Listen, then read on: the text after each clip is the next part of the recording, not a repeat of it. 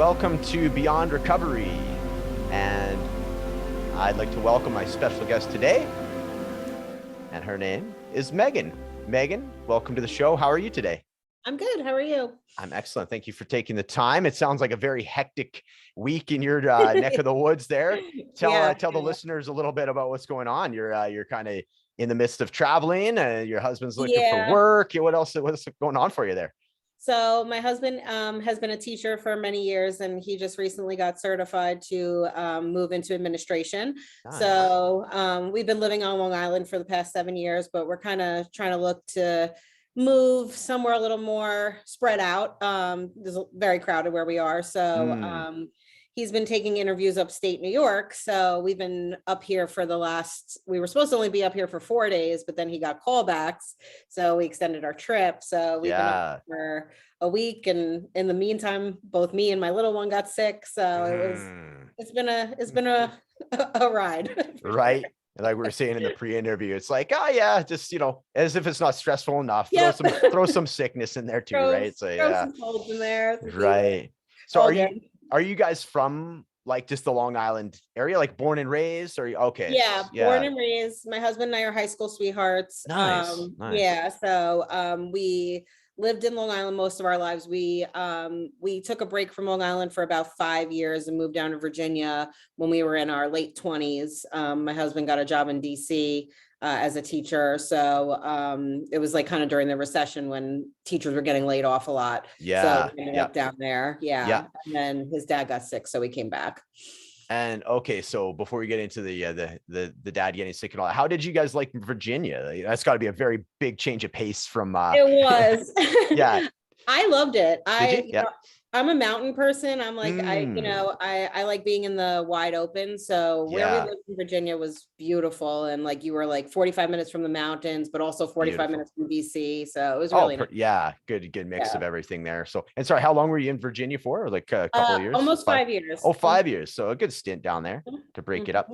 So, and moving back, family member getting sick, the father is everything okay? What?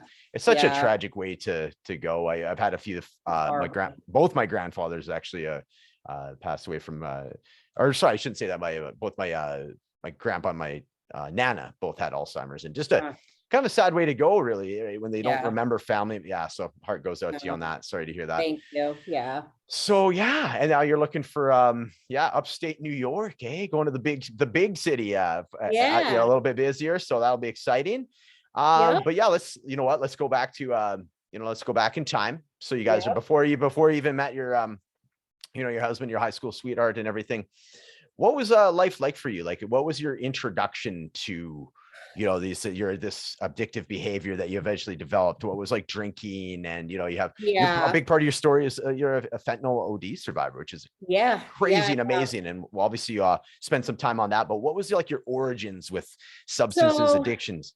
Yeah. So, I come from a big Irish family. So drinking is very much, a part of life. Sure.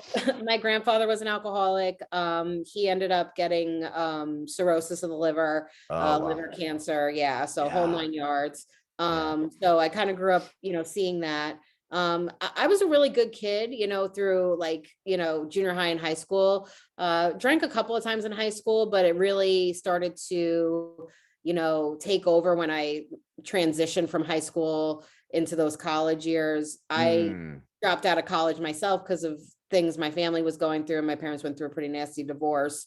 So, that kind of was when it started for me. And my family had always like glorified it, it was very much like, a normal thing. Like you go, when you get of age, you go out, you go drinking, you go partying. It was never like, we were never warned about like, this could become addictive, or it was just like, man, like we go out for a drink after, a funeral or whatever, so that was very much, part of our culture as a family. So I guess, I started going out with friends. I kind of fell into the wrong crowd when I came home from, I dropped out after my first year of college. I went away. I didn't like it. I didn't pick the right school for myself. There was a lot of pressure from family and stuff to, go a certain way, and I should have listened to myself, but I ended up coming home to help out my mom. And that's kind of when I started to go out a lot, go out with people that were not just drinking, but also doing drugs, and for me, it was mainly drinking at first. I never really besides weed, I didn't really touch anything else for a long time.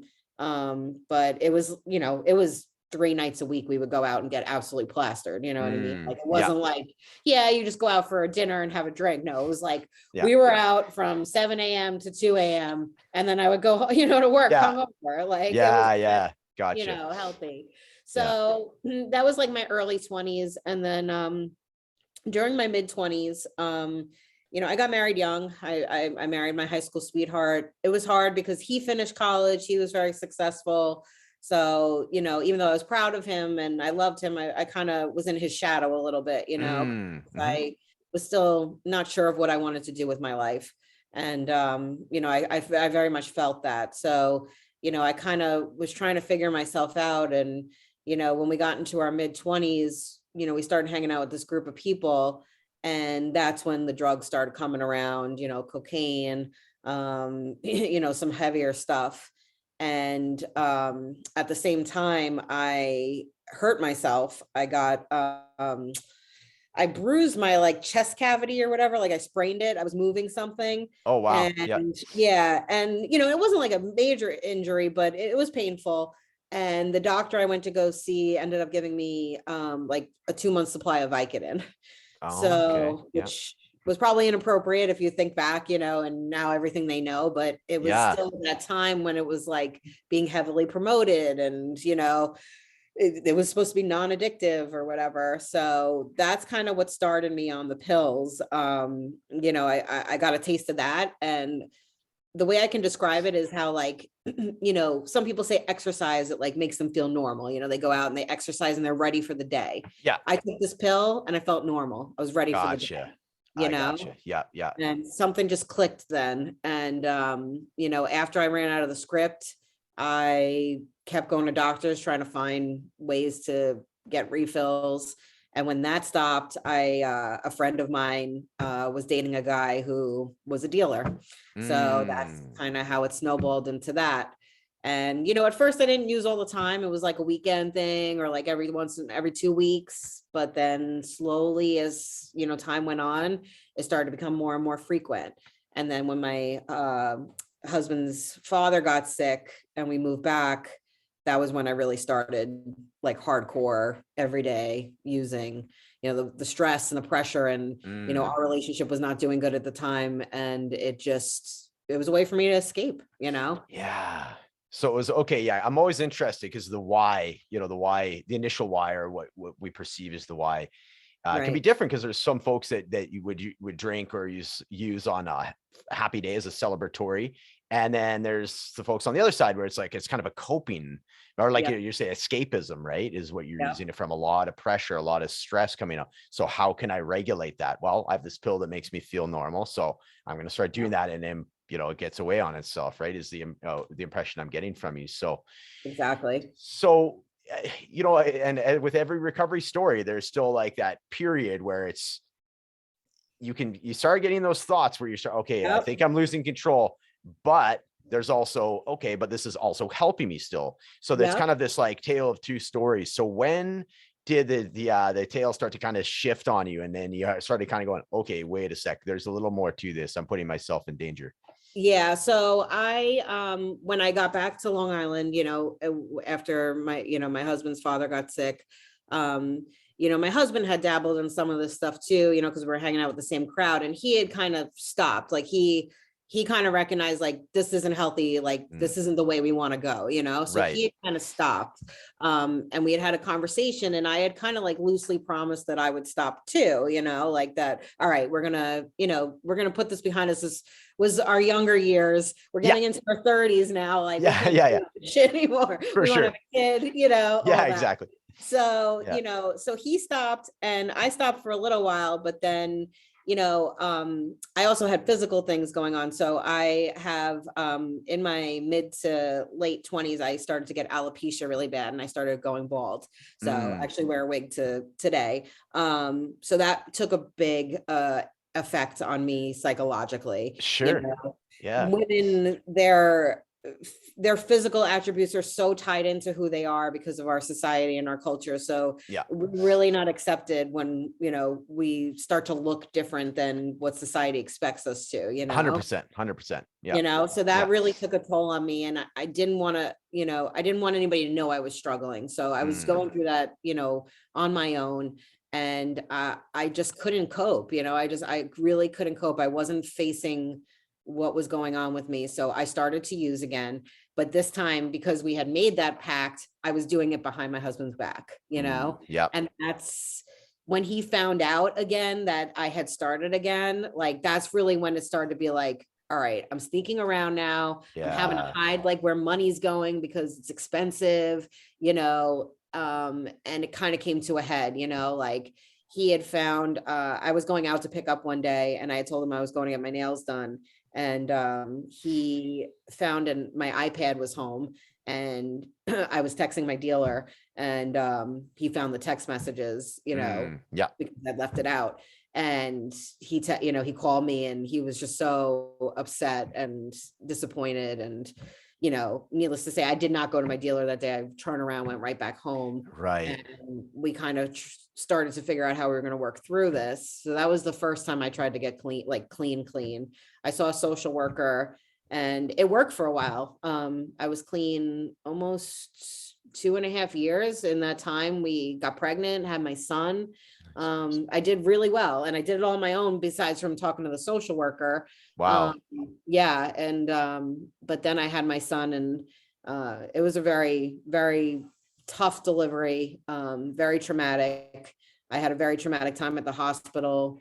As listeners, I can tell you that, women, again, in the hospitals in this country are not treated the way they're supposed to be treated, because of overcrowding and stuff like that. A lot of times things go missed. And my postpartum depression went missed. They didn't, I was beside myself and they never did anything for me. So they sent me home and, nothing was ever addressed. And, sure enough, within 6 months, I was back on the pills. Yeah. So that kind of was a second, wake up call, because that is when I overdosed. So jeez, yeah. Okay. Let's spend a bit of time on this then. So this is a reaction. So you have like undiagnosed postpartum depression. Yep.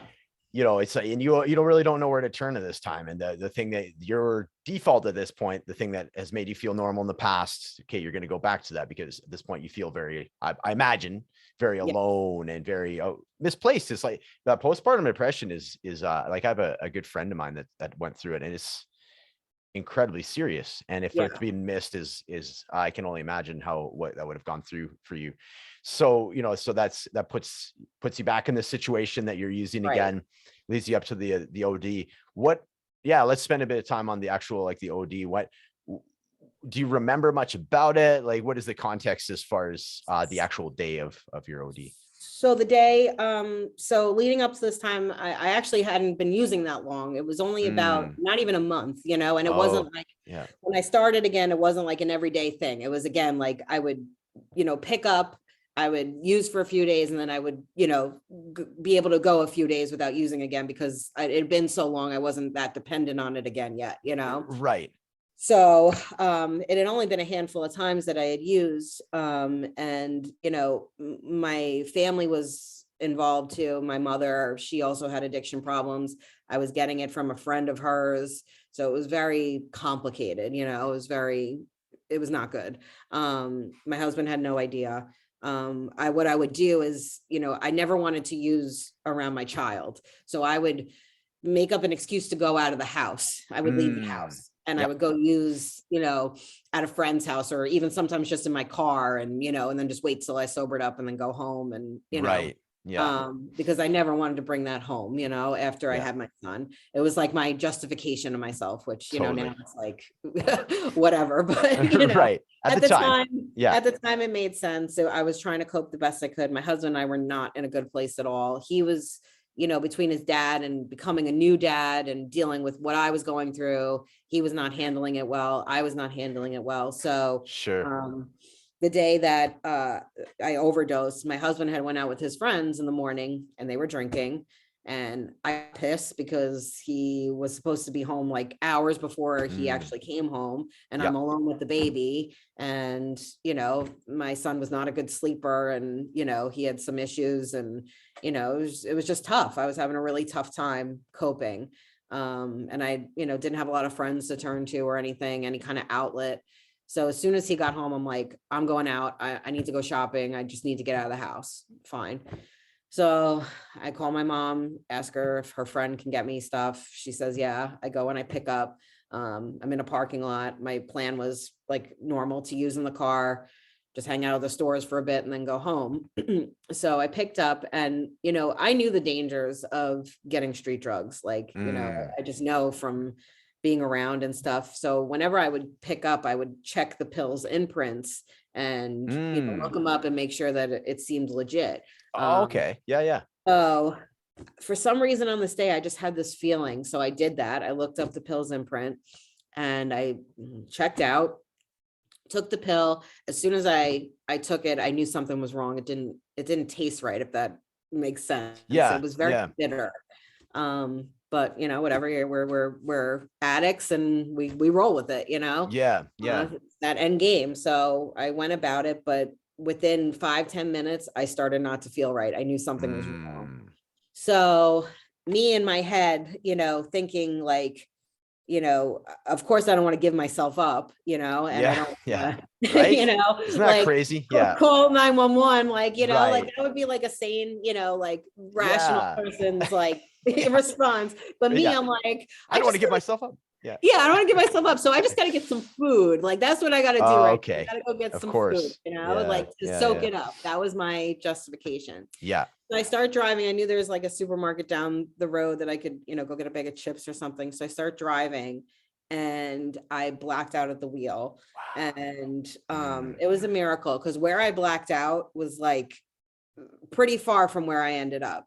So I don't know if adrenaline took over. I don't remember. So who knows, like if you're spiritual, I was never religious before this, but I really think somebody was looking out for me, because I made it across an intersection and into a parking lot without hitting anybody, without hurting myself, without doing like any of that. And I actually ended up in the front of the supermarket. I popped the curb, and I guess I threw it into park, and people started running over. And by that point I passed out. So what I'm told is that one of the supermarket employees started giving me CPR, and I could feel it the next day. I felt my chest was very sore from the compressions. Yeah. And they called an ambulance and they had a Narcan me. So I came to in the car, and at first you don't remember anything. It's a very surreal experience. Like, you feel like you're in a dream, So when they wake up and they're telling you X, Y, and Z happened, like, you crashed your car, you're overdosed. You're like, no, I didn't. You're like fighting with them. Yeah. Right. Yeah. And then they're fighting with you back. We know you did. I'm like, no, I did, so it's a very like, if you can see yourself on tape, you're like, oh God. Oh my God. Yeah. But once I got in the ambulance, I remembered, and I'm not anybody who's looking for trouble. I'm not, I had never gotten in trouble before. Like, this was my first stint with law enforcement or anything. So I was very cooperative. I told them, right away, like, I picked up, it must've had fentanyl in it, Yes. And they took a blood test, and sure enough, it came back. So I spent the night in jail, and, I was released on my own recognizance the next day, because I had never been in trouble before. Yeah. And, I got myself into treatment right away. I got myself into intensive outpatient right away. Because it was really to this day, like, even, talking about it and thinking about it, like, I was so close to not making it, and so many people don't make it. And I just consider myself so lucky to have that second chance, and, to have to have left my son that way and have that be our story. Like, I can't even fathom, like, so that was my wake up call, that was, I'm done, I'm done with this. For sure, man. So much to unpack there. Like, and I imagine, like, you're doing the work that you're doing is like the like mystical moms, right? Yeah. Is that sort of you kind of alluded to it, you've gotten a more of a spiritual side. Is that to do with what you had mentioned as far as like this perception that you've been guided? Because that could have could you go through an intersection where you essentially blacked out, and then somebody was there, right? Something was there, right? Some force, something was there, some guiding force, either guiding me or protecting me. It's really hard to live through that and not believe that there's something, 100%. I get that. So, and we'll get to that, but let's so even like, so the fentanyl thing is just crazy. It's just so out of control that that's even in and around, and people are still doing it, and it's so I'm sure you can speak to that. I much more so than I can. I do the I was like a black belt at drinking alcohol, I'll put it that way. I dabbled with a few other things, but that was my main bag. And of course that is a part of your story. But let's, like, what can you say to like some of the work that you're doing now, and what can you say to, like, now that you've cleaned up from it and you've looked back, and good on you, like, honestly, to be thank you so much for being like so transparent and honest about it. It's great. If it can help somebody, I will tell my story a million times, because there's so much stigma around it, and there's so much there's so much negativity around it. But at the end of the day, most people who are taking fentanyl don't know they're taking fentanyl. People can be one time, and it can be in cocaine, it can be in anything. So if I can, illuminate that and save just one life, I'll tell my story a million times. I don't care, judge me, don't judge me, I don't care, Well, you know what? And just from me, just hearing your story for the first time here, I'm just hearing that, like, that you were doing the best you could.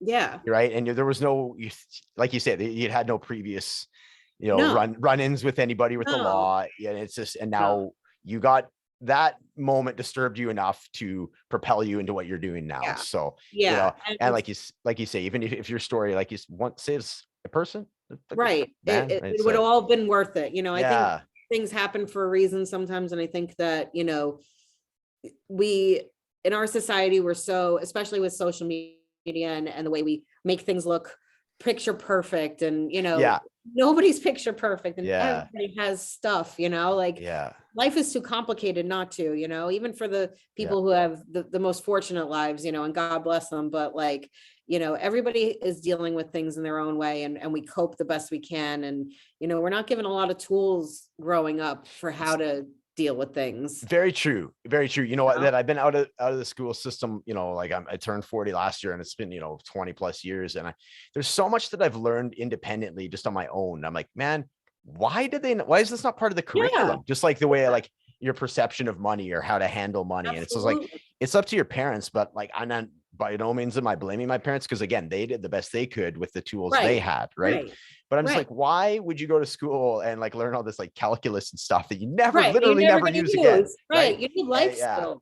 Life skills, 100%. Life skills and emotional skills. And literally that's my biggest takeaways from high school, was being able to deal with being bullied, socialization. That kind of stuff has resonated with me into my adult life far more than social studies, you know what I mean, or any of that stuff. Right? So it's just funny to think. It's funny to think that, So, but what a story. And so let's talk about how your life's been now. It's a good like 3+ years. Congratulations. It's amazing. So I imagine, and I don't want to put words in your mouth, by all means, tell me how you're feeling about it. But I imagine it's like, on one hand, it feels like a lifetime ago, but on the other hand, it's like you keep that very close, because that feeling was what made you pivot into the current life. So is that kind of what it looks like for you? Yeah. So they talk about it in recovery, and when you're going through inpatient, called replaying the tape, so it's always, important to have that tape close by, because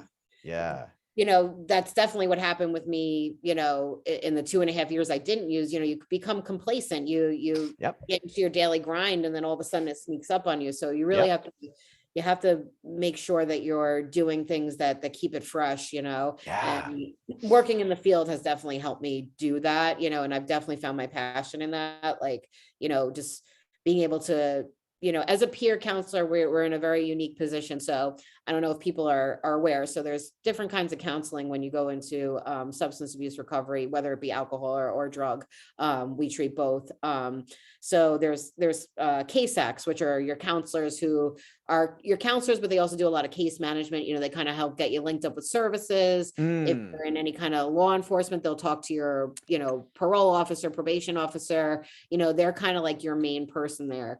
Peer counseling is a little different. Peer counseling is mostly based on like, just support and talk therapy. Case act counselors, they don't really, even if they have been, addicts in the past or identify as addicts, they don't really talk about their experience unless they absolutely have to.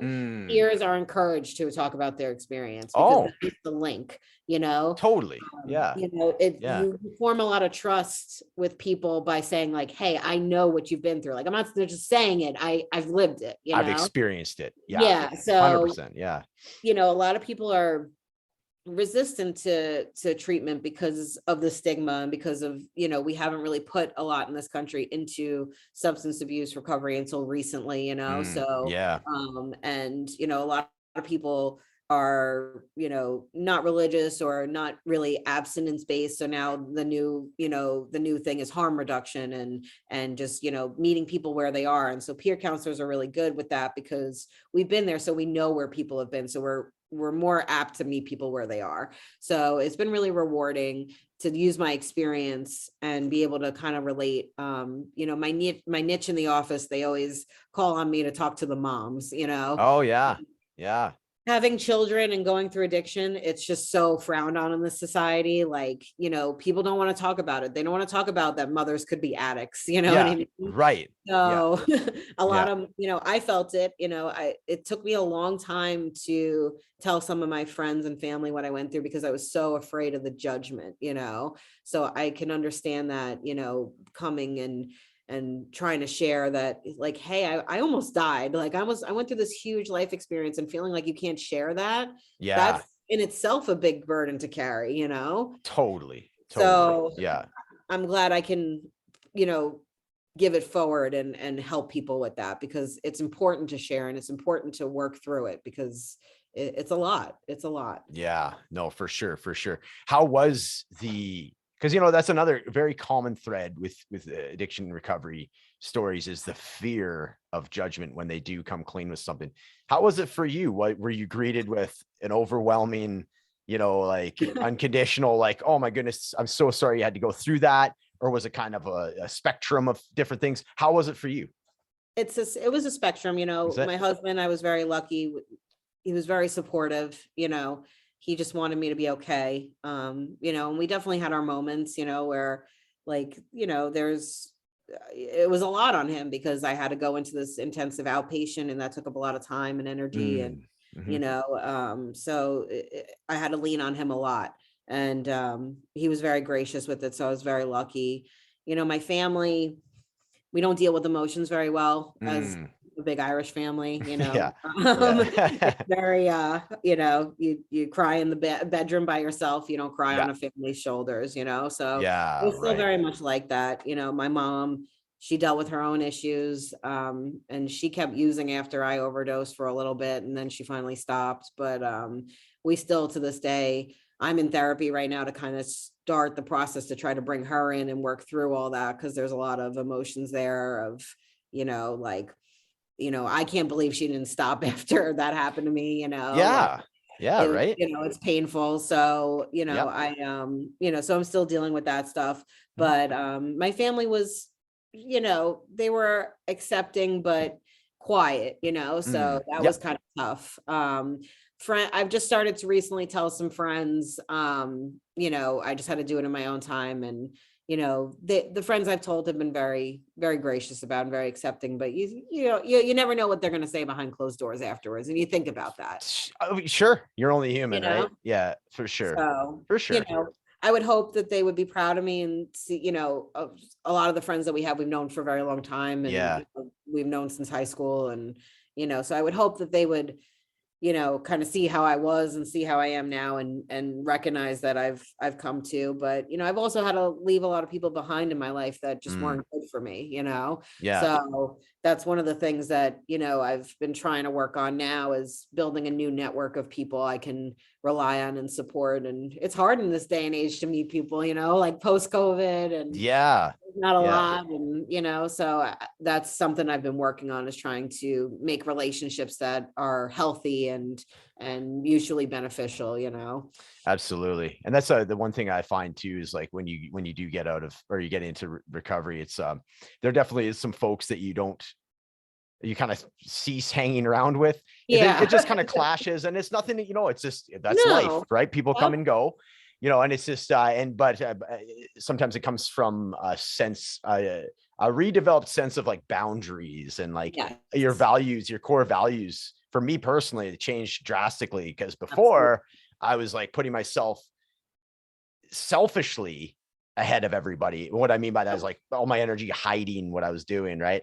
And now I put myself in a much different light, where I'm putting myself, self-care versus being selfish, so that way I can be the best in all the relationship stuff I'm in, if that makes sense. So it's like, it's such a different calibration of like of self, basically, that happens. And absolutely. And times there's some people, you kind of have to see it's not going to work anymore. Like, and there's nothing against it. Just that's life. Right. So interesting story. One question about fentanyl, because I'm very, like a naive, I guess, with it. I know obviously it's a massive problem. So is that the case where fentanyl is like, why is this even, is it people are just lacing stuff with this and people don't know, and then they die? Is it like, so what happens is you get either, depending on your drug of choice, right? So mine was pills. So these dealers are doing, and sometimes it's like not even the small time dealers, it's like the people above them who they're getting from my understanding. So even the people who are directly selling it to you don't even know, you know what I mean? They're just getting a bag of pills from, their person, and it's like this like assembly line of like, shittiness, so it's just but they're basically, my understanding is it's much cheaper to make and much easier to distribute and hide than heroin, because like with heroin and opium, you have to grow the opium plants, the poppy plants or whatever. So you need big spaces, big fields to do that. And it's very hard to hide that operation. Whereas fentanyl is made in a lab. So it's much easier to produce and on the down low, and it's much easier to hide, because you only need a little tiny bit to get that effect. But people don't realize that because it's so potent, they put too much, or they, it's not equally distributed. So like, say you're pressing pills, one pill could have like a minuscule amount, the next pill could have way too much. Lot. And there's no way of knowing, so it's in everything now. We're finding it, working in substance abuse. Cocaine's getting laced with it a lot now too. And I think all the college kids who are trying cocaine for the first time, you could try cocaine once and die. And just die. Well, it didn't used to be like that. I mean, you would have a pretty good chance that you'd be okay, you know what I mean? And it's really scary. I mean, we're working with this organization, and right now with moms who have lost children to, overdoses. And a lot of the moms are saying that their kids hadn't gotten that far yet, where, you would consider them like hardcore addicts, Right. They were just experimenting, and they got the wrong batch. And they got the wrong batch to experiment with. And now they're no longer here. And it's heartbreaking. They go to sleep. They don't even know. Oh man. And I think about that all the time. If I had it was almost a good thing I was driving, because if I had gotten home, I know I would have probably just went in and been like, I'm tired, I'm going to bed. And who knows what would have happened, you know? You wouldn't have had the grocery clerk to come out, you've been in the privacy of your own home, and who knows, right? Oh, exactly. Man. Scary stuff, So it's really, it's and there's no way to stop it. It's really, you know, the way that we're finding that we're battling this right now. And I know it's a very controversial issue and people are against it. And I get it because it's all about the stigma and you not wanting it in your communities, but is these safe injection sites, safe using sites where they have Narcan on hand, and they also have fentanyl test strips. So you can actually bring your drugs to these sites, get them tested first before you use them. Yeah. And they can tell you if it's in there. You know what? That's great. Thanks for saying that. That's great to get out there, you know? Yeah. I know it's like I'm in Edmonton, Canada. It's a big city. I'm sure there's something like that, but I know for sure in Vancouver, there's big, it's big in that area. Yeah, for sure. Those safe areas. So yeah. No, Portugal has we're really the first country to advocate it and use it.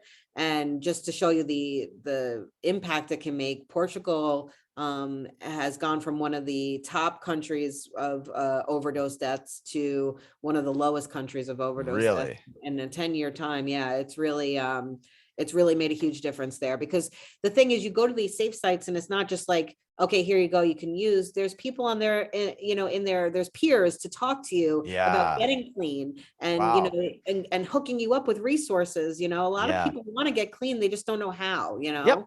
Yep. So for sure.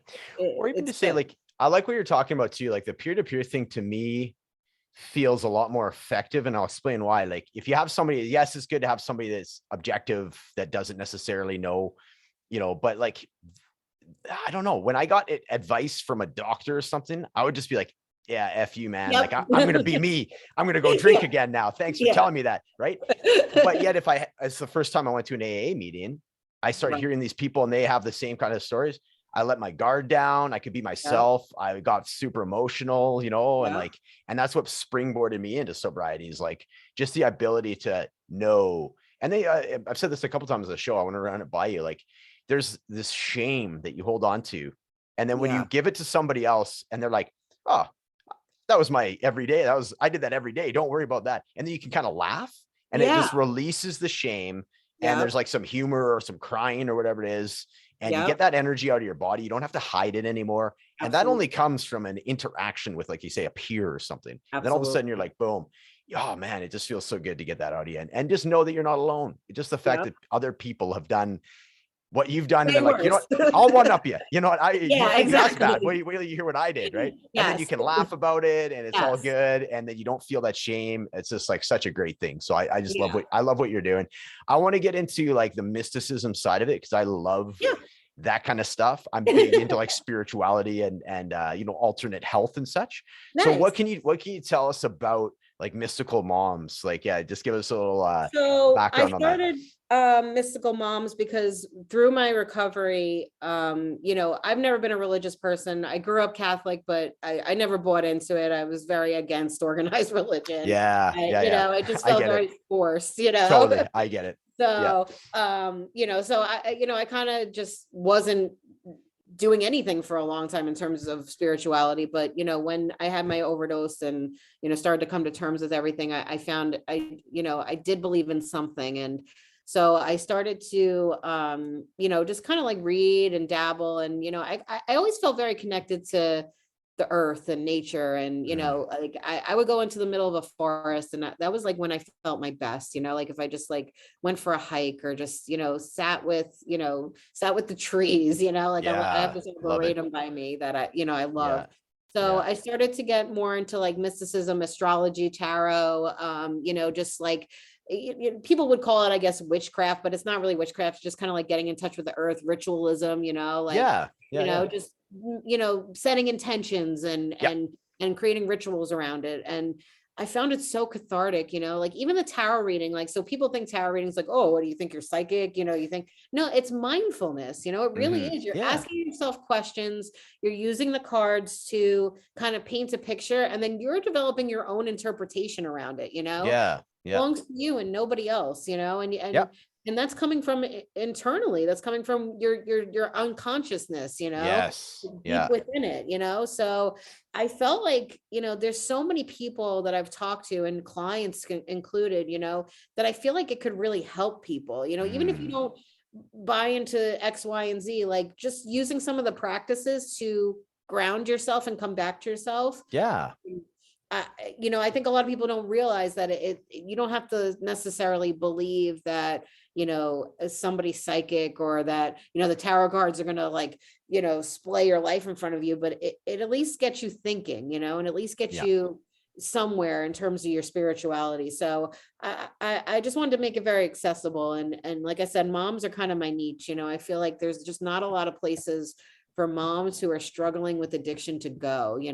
We can go to NA and AA and I think it's great, but I just solely for moms, other mothers where you can connect and really just be yourself. Cause I think even sometimes in those groups, we hold back because we are afraid of the stigma. Cause, someone who, for instance, I've worked with clients before that have, gotten into car accidents with their kids in the car, and they've been using and they've been on the news, and those clients are treated very poorly, by society, very poorly, very judged. And they can be some of the most loving mothers, where they truly just made a mistake and they truly just were not themselves, in that moment. And, when we're taken over by our addiction, we're different people. We're not who we really are. So I don't think people realize that.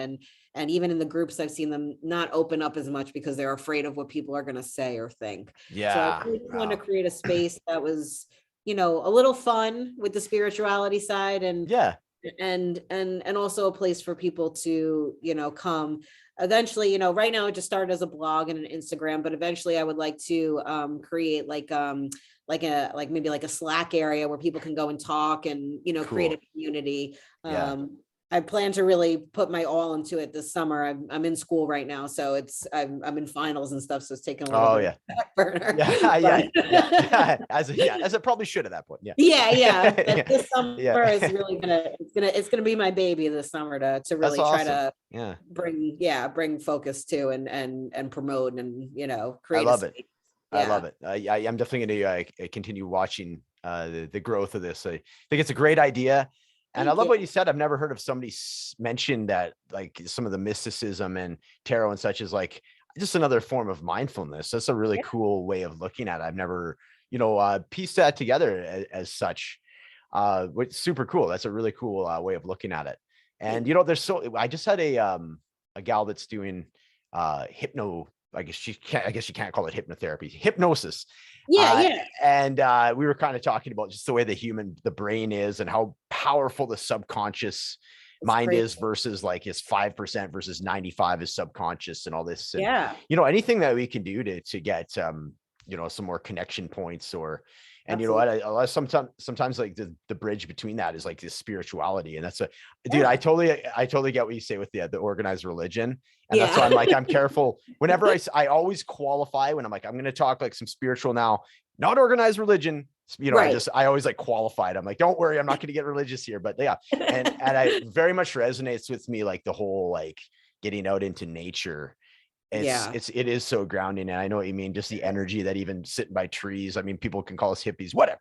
Whatever. I don't. Yeah. There's some like knowledge that we've gotten away from as we've moved into cities and progressed with I completely agree with you. So like what you're doing is I'm certain will turn out fantastic, because you got a very unique approach to it, and just your story anchoring that and being the foundation. I have all the confidence in the world that it's going to be a great thing for you, and what you're doing is fantastic. So eventually my dream would be, after I'm done with schooling and everything like that, I'm almost a year down. I'm going back for my bachelor's in counseling. Oh, nice. So I want to go all the way through my master's too. So once that's, completed and I'm kind of, steady with that and have some experience, I would love to open up some kind of like, wellness center, or sober home, something that offers all those things in a unique way. I love it. So that could be like, that's like your 5 or 10 year plan or whatever it may be, right? Hey, good to have those. Like, trust me, I got the same thing. It's good to have that. It's like, for me, it's like, it's great to have this dream that you can work towards, and then have the flexibility, knowing that it's like you're saying, the intention setting, there's the intention.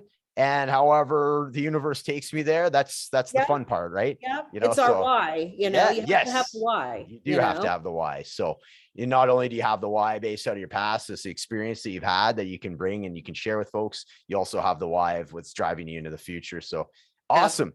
Great conversation today, Meagan. Pleasure meeting you. Yeah. And is there anything else you want to say or anything else you want to pass on?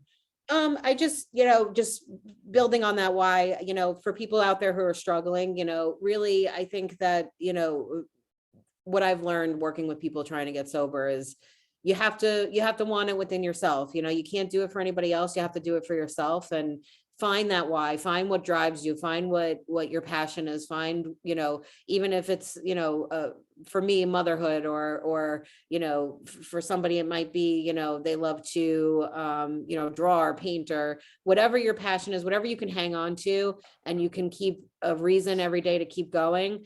That's what's going to get you there, and then you can gather tools and support on the way. But really, it's just digging deep within yourself and finding your why, so that would be my advice to leave people with. Love it. That's a good mic drop moment for sure. Thanks again. And I'll link your Instagram and the Mystic Moms website. Awesome. Anything else that you'd like to have linked in there, or? Yeah, just the blog and the Instagram, and then on my Instagram, I'll keep if anything updates, I'll keep people posted on there. Thank you so much. Definitely, and I'll give a shout out to your Instagram. I really like that. That's what drew me into reaching out to you. There's some really cool, I like what you do with it. There's some obviously some pictures of yourself, family, but the artwork and everything is just. Thank you. I was like, awesome. It really caught my eye. So definitely keep up with that. It looks amazing. So highly recommend you follow Meagan here on Instagram. Of course, they'll be in the show notes. Thank you so much for your time. Hope everything goes smooth with you and your family, finding this new your new ground up in New York there. So okay, thank you so much. Me too. Thanks. Yeah.